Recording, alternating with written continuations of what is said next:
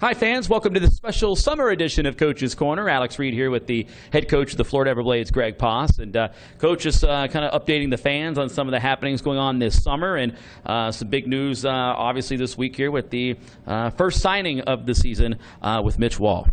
Yeah, Mitch has been a really good player the last couple of years in Utah and also in Idaho. He wanted to come out east here, and he's a guy we've been trying to get for a couple of years now, so really happy that things worked out. What kind of player is he? What does he bring to the table? A lot of high numbers and high penalty minutes as well. Yeah, I mean, he's an offensive player that is also responsible defensively, and yeah, he's got his share of penalty minutes. We'll probably have to work in that area a little bit. I mean, it's better to have a player that's too aggressive. It's easier to get him into the right mode than if you have a guy that's too passive. To make him aggressive is very difficult. So I'm really happy to have Mitch on our team, and yeah, it's looking good. Well, looking at, I know the recruiting process, it really began as soon as the season ended. I know you and Tad have been working really hard and feverishly to go after certain players and get them in for next year's team. How's the recruiting process going right now? It's going very well. We have several players that we should be getting signed in the next weeks here. But as always, when you're trying to get the top players, in our opinion, especially the first-year guys come out of college or juniors, you have to have a little bit of patience, because obviously a lot of those guys are waiting for American League contracts right now, and we have to wait and see what shakes out this weekend with the NHL draft, and then free agency in July.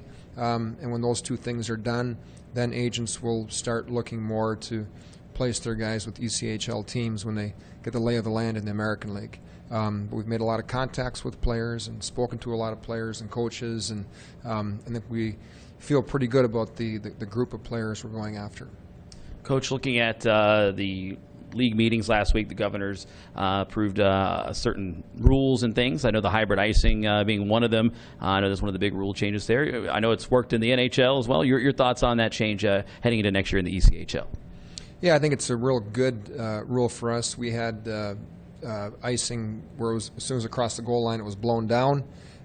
This will make it a little more competitive in terms of if there is a icing situation, the opponent's going to have to get back and work hard to get back on it, and at the same time it'll take away some of the dangerous things that result from touch icing.